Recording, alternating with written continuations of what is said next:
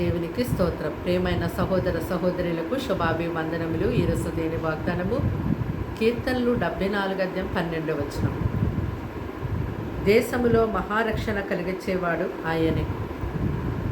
ముందుగా మీ అందరికీ కూడా స్వాతంత్ర దినోత్సవ శుభాకాంక్షలు. దేవుని యొక్క వాక్యంలో మనం చూస్తున్నాం, దేశములో మహారక్షణ కలిగించేవాడు ఆయనే. నిజమే, మన యొక్క దేశాన్ని మనం ఎంతగానో ప్రేమిస్తూ ఉన్నాం.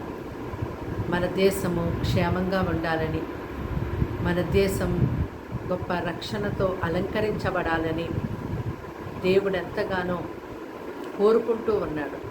అయితే మన దేశంలో ఉన్నటువంటి 150 కోట్ల మంది ప్రజలు, రాజకీయ ప్రతినిధులు, ప్రతి ఒక్కరూ కూడా దేవుణ్ణి తెలుసుకొని ఆయన మార్గాలు అనుసరించేవారుగా ఉండాలని మనం మానక ప్రార్థిస్తూ ఉండాలి. మన యొక్క దేశ బార్డర్లో ఉన్నటువంటి మిలిటరీని, మన దేశ యొక్క బార్డర్ని దేవుడు ఎంతో క్షేమంగా కాపాడినట్లుగా మనం ప్రార్థిస్తూ ఉంటాం. మన దేశంలో సస్యశ్యామలం, పాడి పంటలు ఎంతో అభివృద్ధి చెందులాగున మన దేశంలో ఆహారము, ఆరోగ్యము, మంచి నీరు ప్రతి ఒక్కరికి అందునట్లుగా మనం ప్రార్థిస్తూ ఉంటాం. 150 కోట్ల మంది ప్రజల కొరకు వారు నశించిపోకుండా ఉండాలని, వారి క్షేమం నిమిత్తం ఎంతగానో మనం ప్రార్థిస్తూ ఉంటాం.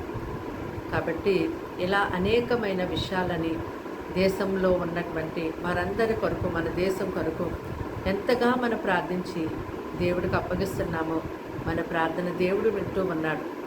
అయితే మన దేశంలో దేవుని యొక్క సంచారంలో బలముగా ఉండాలి.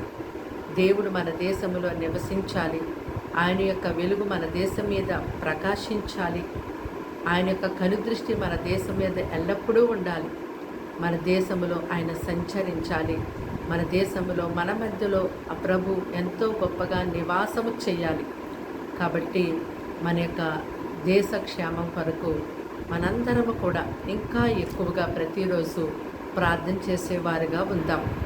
మన దేశంలో విస్తరించిపోతున్నటువంటి ఆ చెడుతనమును మరి దేవుడు తొలగించి ప్రజలు క్షేమం ఇచ్చినట్లుగా, నెమ్మది కలిగి చేసినట్లుగా, దేశంలో ఉన్న బలాత్కారము, దుర్మార్గత, మోసము ఇవన్నీ కూడా తొలగింపబడి నిమిత్తం తొలగిపోయి ప్రజలు క్షేమంగా ఉండులాగున ఎంతగానో మనం ఇంకా భారం కలిగి ప్రార్థించేవారుగా ఉండాలి. ప్రార్థన. దేవాని వందనములు, స్తోత్రాలు, స్తుతులు, మాటలు వింటునే బిడ్డలు నీ రక్తంతో కడిగి ముట్టి స్వస్థపరిచి బలపరచండి. వారికి నీ రక్షణ కలిగి చేతండి. అయ్యా తండ్రి, దినమంతా వారికి, వారి కుటుంబాలకి ఎంతో నీ పోషణ, సహాయం, మార్గం, నెమ్మది దాయిచ్చేయండి ప్రభా. ఈ దినమంతా మీరే తోడుగా నీడగా ఉండి సహాయం చేయమని సమస్తానికి అప్పగించుకుంటూ యేసు నామమున అడిగి వేడుకున్నాం తండ్రి. ఆమేన్.